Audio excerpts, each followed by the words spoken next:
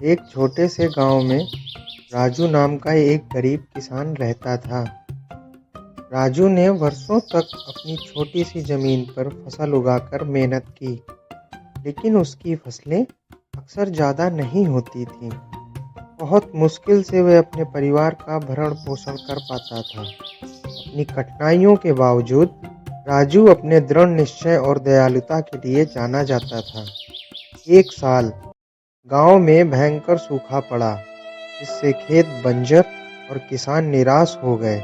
राजू का परिवार सूखे की मार झेल रहा था। हर एक दिन राजू सूर्योदय से पहले उठ जाता था और बारिश के लिए भगवान से प्रार्थना करते हुए अपने खेतों में परिश्रम करता था। एक शाम जब वह अपने घर लौटा तो उसने अपने घर के बाहर एक नवजात पिल्ले को देखा। राजू ने कहा, अरे, ये कहाँ से आया है और क्या कर रहा है? ये काफी भूखा भी लग रहा है। यही सोचकर वह उसे घर के भीतर ले गया। राजू ने पिल्ले का नाम राजा रखा और उसकी बहुत प्यार से देखभाल की। वह उसके साथ थोड़ा सा भोजन करता था और वहीं राजा उनके घर में खुशी लाता था। राजू की छोटी बेटी लक्ष्मी राजा के साथ खेलती थी। समय बीतता गया। उसके गांव वालों ने राजा के प्रति राजू की दया और उसकी देखभाल की खूब प्रशंसा की। उसकी निस्वार्थ सेवा की खबर फैल गई और आसपास के गांव के लोग राजू के खेत में आदमी और जानवर के बीच के बंधन को देखने के लिए आने लगे। वे राजू और उनके परिवार का बोझ कम करने के लिए भोजन और अन्य संसाधनों को लेकर आए।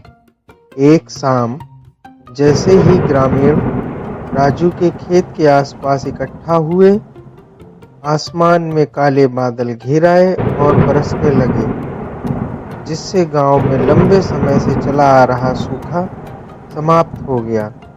ग्रामीणों ने राजू को उनकी उदारता के लिए धन्यवाद दिया और उनकी अटूट भावना की प्रशंसा की।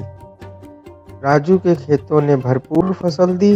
अतिरिक्त फसल के साथ राजू ने अपने धन को जरूरतमंद लोगों के साथ साझा किया, जिससे पूरे गांव में दया और करुणा की भावना उमड़ पड़ी।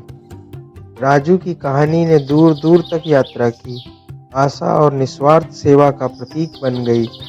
उस दिन के बाद से गांव वालों ने राजू को बहुत सम्मान दिया और उनका खेत फलने फूलने लगा।